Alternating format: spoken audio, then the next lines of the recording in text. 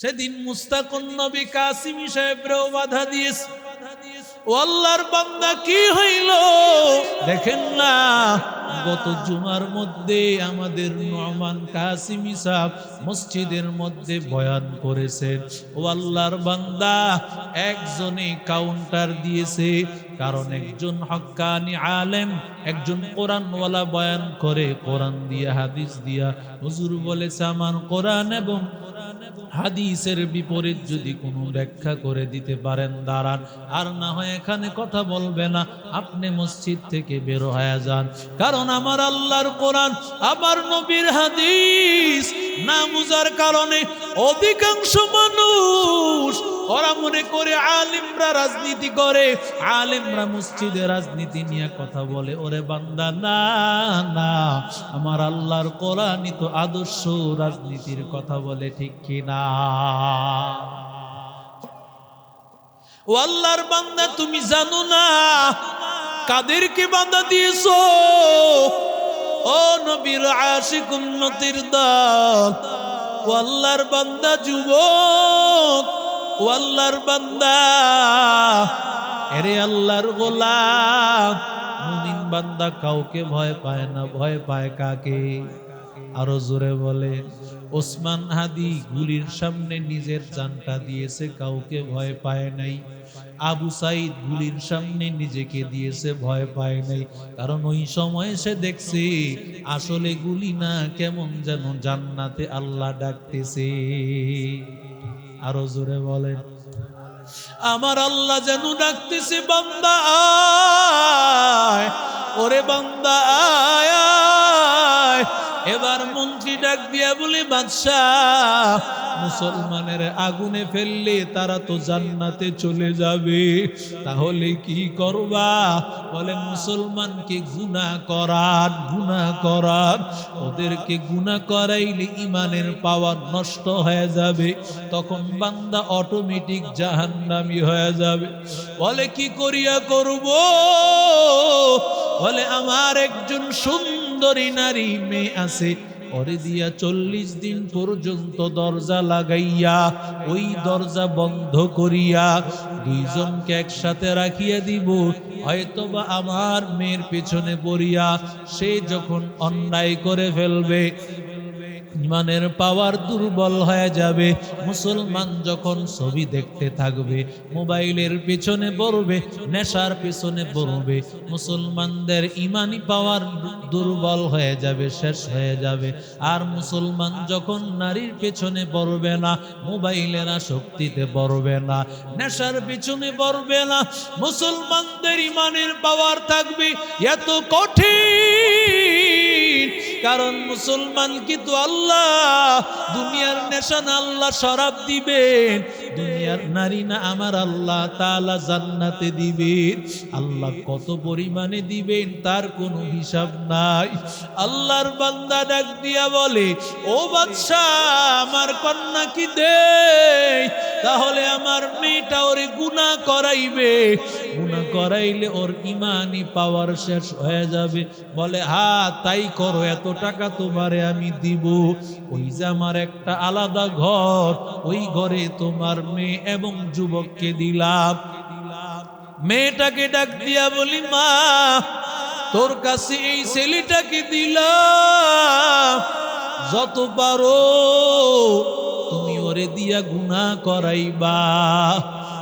আর তুমি তার জন্য খাবার চাইলে তার জন্য খাবার দিবা, শুকরের গোশত, আর দিবা তার জন্য নেশা মদ দিবা। আল্লাহর বান্দা এবার বাবার কাছ থেকে বিদায় হয়ে চলে গেল। বাবার কাছ থেকে বিদায় নিয়া মেয়ে এবং ওই যুবক এক ঘরের মধ্যে থাকতে লাগলো। একে একে 40 দিন পার হয়ে গেল। এবার বাবায় মনে মনে অনেক খুশি, আমার মেয়ে হয়তোবা এতদিনে এই ছেলেটাকে দুর্বল করে ফেলেছে, এই ছেলেটাকে শরাব পান করাইছে, এই ছেলেটাকে হয়তোবা গুনাহ করাইয়া দুর্বল বানায় ফেলছে। দরজার সামনে আসিয়া বলি, মা, কি করেছো মা? মেয়েটা ডাক দিয়া বলি বাবা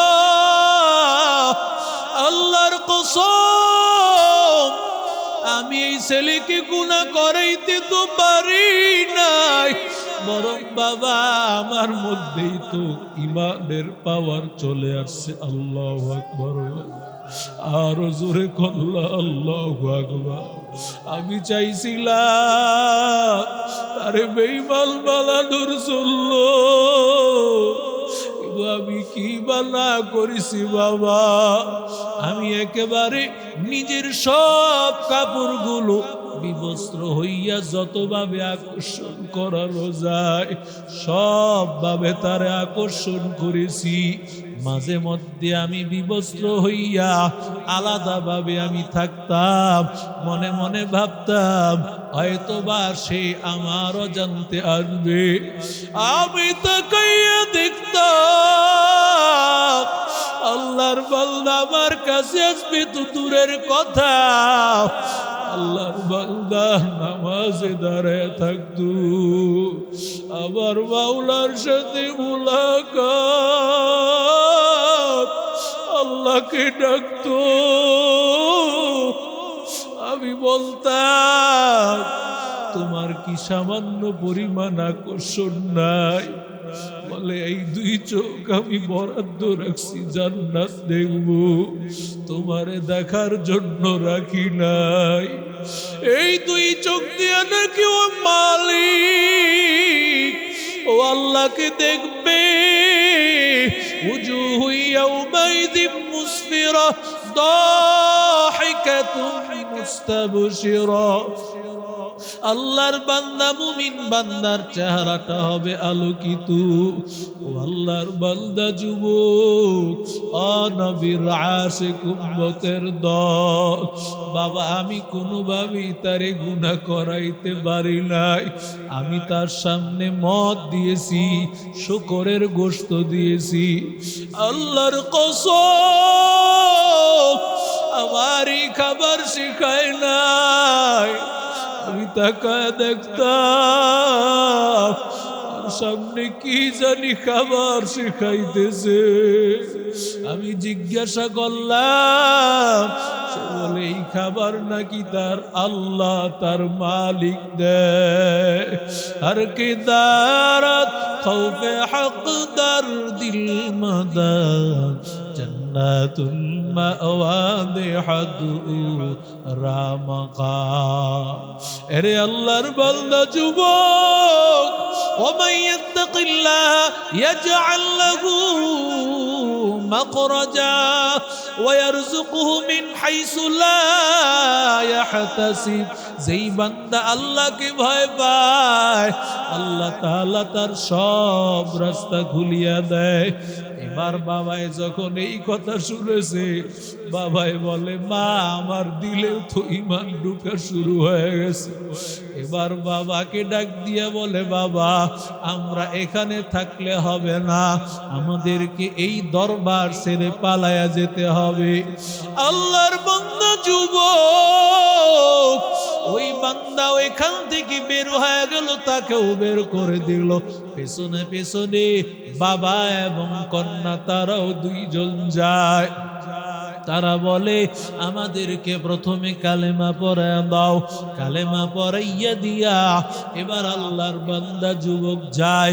পেছনে ওই মহিলাটা এবং তার বাবা, মেয়ের সাথে তার বিবাহ বন্ধন হয়ে গেল। আল্লাহর বান্দা কিছু দূর যাওয়ার পরে দেখে এক দুইটা ঘোড়ার মধ্যে দুইজন যুবক, দেখতে মনে হয় তার ওই দুই ভাইয়ের মতো। পেছন থেকে ডাক দিয়া বলি ভাই তোমরা এখানে কি করে আসলা? তোমরা না আল্লাহর তৈরি, তোমরা না মারা গেলা, এখানে কি করে আসলা? ডাক দিয়া বলে ভাই আল্লাহ আমাদেরকে জান্নাতের মালিক বানায় দিয়েছে, আমরা দুইজনই আল্লাহর জান্নাতে চলে গিয়েছি। তোমার একটা কথা জানাইতে আসছি, তুমি যে দুনিয়ার মধ্যে 40 দিন পর্যন্ত গুনাহ থেকে হেফাজত ছিলা, আল্লাহ এই কারণে ভাই আমরা শহীদ হওয়ার পরেও তোমার দাম আল্লাহর কাছে অনেক বেশি, কারণ তুমি এই গুনাহ পাওয়ার পরেও গুনার কাছেও যাও নাই, আল্লাহ তাআলার নাফরমানি করো নাই। ইত্তাকিল মাহারিম তাকুন আ'বাদান নাস। পয়গম্বর বলেন সব হারাম কাজ ছেড়ে দাও, আল্লাহ তোমাকে আল্লাহ ওয়ালা বানায় দিবে। ও কদপুরের মুসলমান, এরে আল্লাহর বান্দা যুবক ও আল্লাহর গোলাম, দুনিয়া কয়েকদিনের জন্য রে বাবা, অন্ধকার কবরে চলে গেলে কেউ তোমার আপন হবে না। ওই কবরে একমাত্র আমার মালিক, আমার আল্লাহ তোর একমাত্র আপন। দুনিয়ার সবকিছুই মিথ্যা, একমাত্র আপন হবে না আমার আল্লাহ। আমার আল্লাহকে আপন বানাইয়া কবরে যাও, আমার মালিককে আপন বানাইয়া কবরে যাইও। ওরে বান্দা, দুনিয়ার ধোকার মধ্যে পড়ে থাকিও না, আল্লাহ তাআলাকে বন্ধু বানাও। আলেম ওলামাদের সাথে চলো, আলেম ওলামাদের পরামর্শ নিয়ে চলো, আলেমদের বিরোধিতা করিও না।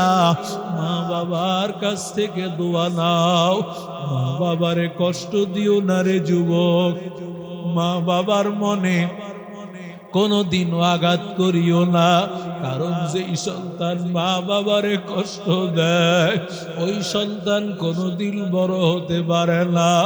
ও আল্লাহর বান্দা যুবক, ও নবীর আশিক উম্মতির দল, ও আল্লাহর বান্দা, ও আল্লাহর গোলাম, আজ থেকে ওয়াদা করো আর আল্লাহ তাআলার বিরোধিতা করব না, আর নবীর বিরুদ্ধে চলব না, আর নাফরমানি করব না রে যুবক।